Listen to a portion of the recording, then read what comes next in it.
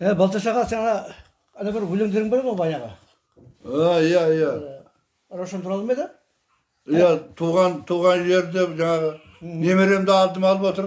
Мынау туған жер туралы есіме түсіп кетіп.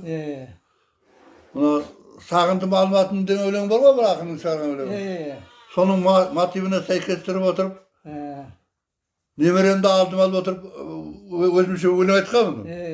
Жазғанда жоқпын, сызғанда жоқпын.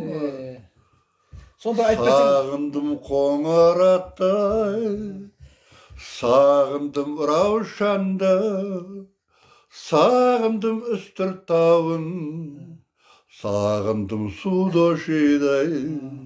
Үстірт тау мал өрісі, судоши ел ырысы, балығы тайдай тула, сазаны май шабағы, шортаны ылақасы, сыласы ақ марқасы, еліме ырыс болған, судоши ел ырысы, өңірім малға толы, алқапты егістігі, күріші жайқатылған, қауыны бал татыған, қарбызды шөл қандырған, раушан жер еғім, әргауыл туған жерім, раушан өскен елім, сағынам туған жерді, сағынам туыс бауыр, бірігіскен құрдастардай, бірігіскен құрдастардай. Ой, рахмет.